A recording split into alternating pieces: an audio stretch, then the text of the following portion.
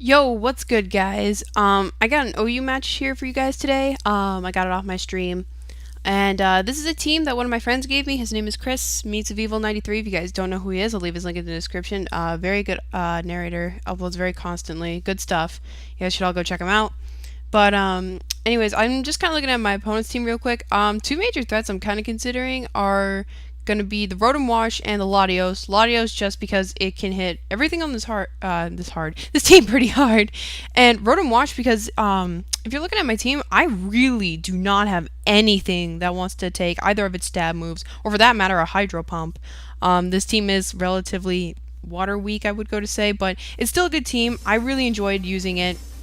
So yeah, let's just get right into the battle. I'm going to lead out with my Infernape, as he's going to lead out with his Scizor, and this is a Choice Banded Infernape.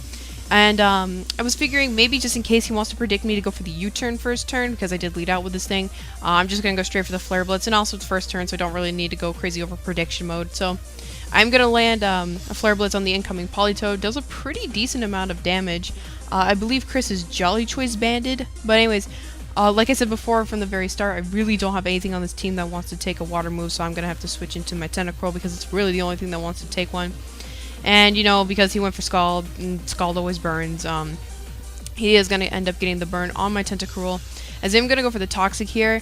And I'm going to switch out this turn knowing he's more than likely want to go into his Toxicroak because Tentacruel is pretty much just free setup bait for a Toxicroak. So I'm going into my Tyranitar, like I said before, for the sole purpose to get up the sand, because I don't want that thing setting up all in my face.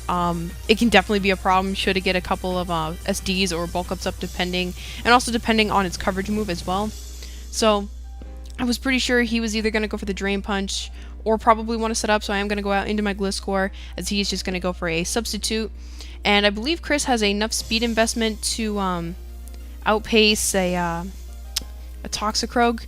So I'm going to go for the Substitute here, trying to find out what he has as his coverage move. And because he goes for Bulk Up here, I'm pretty sure he doesn't carry Ice Punch, so I'm thinking he just probably has like Sucker Punch and Drain Punch. So my Gliscor can pretty much safely switch in on this thing and not really have to worry should it come down to that later in the battle. But even though he is at +1, I can still just go for an EQ that can definitely break his subs, so I'm not too worried at all, as he's just going to go for another bulk up. I guess he thought maybe he could take an EQ, but well, you can't, buddy. Because even though Gliscor doesn't really invest in attack anymore, it still has very good natural attack stat. But he's going to switch out here. He's going to go out into his Politoed. I felt like this was kind of an odd play. I mean, again, I understand I'm behind a sub, but I don't know. Personally, I would have gone out into Rotom because there's really not a whole lot I can do to Rotom. I don't carry Toxic on this thing. Chris carries Ice Fang, EQ, and then Protect and Substitute. So his Politoed's really taking a lot of unnecessary damage at this point if he wants to win the Weather War. So he is going to go for a Scald. Obviously, that's going to break my sub because it's brain boosted and all that. And just in case he did want me to predict my switch here, that's why I went for sub again, in case he wanted to bring out maybe Latios predicting my Tentacruel to come in. So unfortunately, he just goes for another Scald, and I'm going to take a big risk here. I'm going to go out into my T-Tar, hoping I don't get burned, get off a Pursuit, and I should be able to take out this Politoed, or if not, get it really low down to the point where even if he brought in his Rotom Wash or something that could hit me for super effective damage on the special side, I can be able to live one because, you know, Sand Boost and all that good stuff. So he's going to try to switch out here. I'm going to go for the Pursuit. Barely lives that Pursuit with like the tiniest little slit of red you've ever seen, as he's just going to bring in his Rotom Wash. And because we don't see leftovers here, I'm assuming this thing is more offensive. And because, again, like I said before, even though we're in the sand, I can take one Hydro Pump, meaning I can get up my Stealth Rocks. And that pretty much just seals the deal in terms of the Weather War. He can't switch his Politoed back in because it will die upon Rock's entry hazard switch in. So I'm going to switch out here. I am going to go into my Tentacruel because, honestly, Tentacruel is the best thing. I have to take this thing on. And not only that, but I kind of want to get a Toxic off on this thing. One, to wither it down because, as you are seeing, there's no leftovers like I said before. And two, that can combine with Sand, and if I can get Gliscor behind a sub, I can stall this thing to death later if it really comes down to it. So he's going to go for a Hydro Pump here. I'm still just tanking those like monsters because Tentacruel is a specially defensive monster. And I will be able to get up a Toxic, which means this is definitely going to put a hindrance on this thing, which is just amazing because, again, this thing was a real big threat right from the start. And I live on 1 HP. I honestly thought he was just going to finish me off with a Hydro Pump. I really don't know why he switched here, unless he predicted the Scald. In that case, good move on his part, I guess, because he does get almost back up to full, and I'm just going to die this turn due to the burn.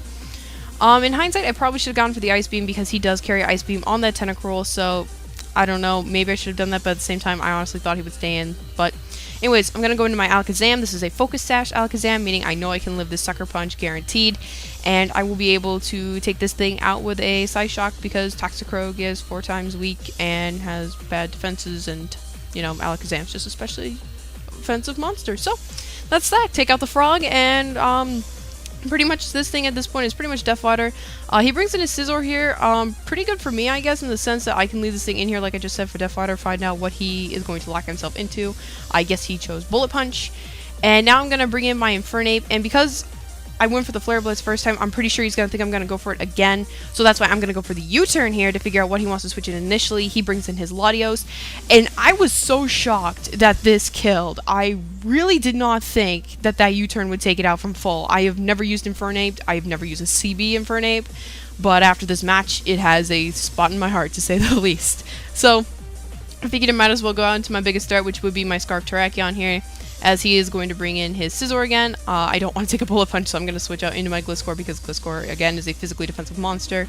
And I should be able to sit here and just take those for days. And knowing he's more than likely just going to want to switch out, I am going to go for a sub here.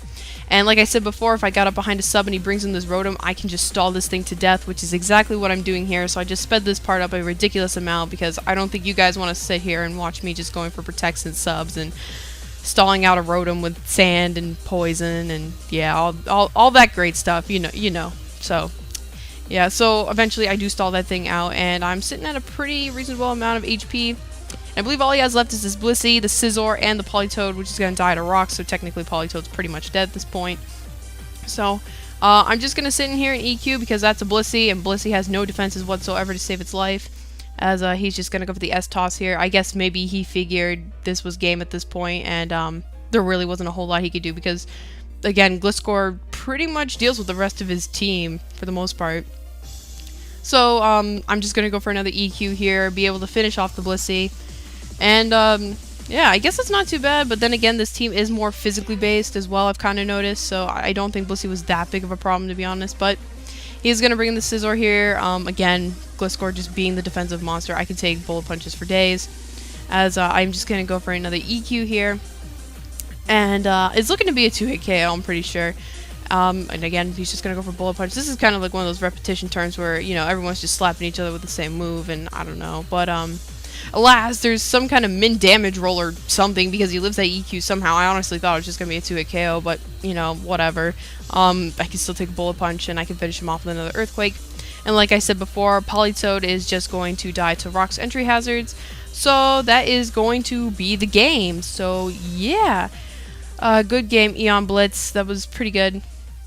And, yeah, I think that's it. This is probably going to be my last video till after VGC. I plan to RMT my VGC team I'll be taking for you guys, and I guess that will also include my, well, what I will consider my best battle from the day. So, yeah, you guys not only get the team, but you guys also get the battle, so I think that's kind of cool. And, yeah, that is all, so I will see you guys sometime after next Sunday, so until then, later.